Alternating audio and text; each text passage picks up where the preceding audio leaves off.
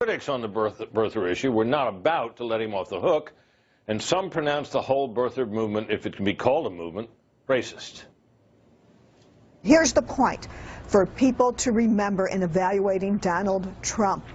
He embraced a racist movement, the birther movement. But is birtherism really racism? Our nightly political panel is here. From the Washington Times, Stephen Dinan, and from USA Today, Heidi Przybyla. Before we start, here's how Webster defines racism. Quote, a belief that race is the primary determinant of human traits and capacities, and that racial differences produce an inherent superiority of a particular race. So, panel, by that definition, is birtherism racism? Stephen? Look, birtherism, another ism, it's certainly ignorant. There are probably racists who are birthers. But, you know, birtherism itself is not, it's not racist to question where the president was born. As I said, it may be dumb, it may be ignorant. It's not the strict definition of racism.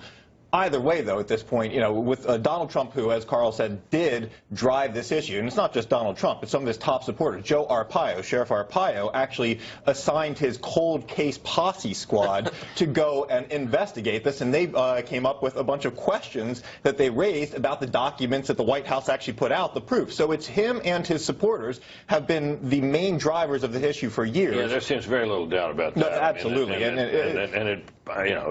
Other people may have only heard about it because Donald Trump and those around him said it. But again, Heidi, do you agree with Stephen about whether it meets the definition? I agree with the basic premise that it doesn't meet a textbook definition. But let's put this in proper context, because it wasn't just questioning whether he was born in this country. It was, in Donald Trump's words, maybe he's Muslim. Okay, and so the context of that is you have here the potential for but he could be a Muslim wherever he was born. The nation's, well, in the post 9/11 environment, you have the nation's first dark-skinned president, and what to Lynn's point.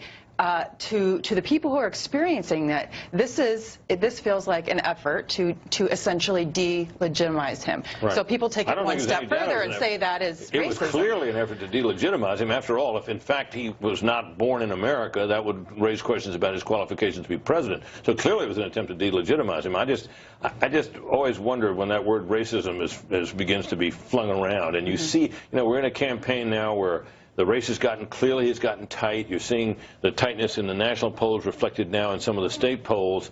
Whether this isn't a piece of artillery that Hillary Clinton and her supporters are only too glad to pull out and use because it's been effective in the past. That's pretty clear. It's pretty clear in terms of the timing of this. But on Donald Trump that he gave her this artillery to use in the first place by not renouncing it after the birth certificate came out. And he surely was trying to get the issue behind him today, but what contribution to that cause did blaming her for the beginning of the birther movement bring about?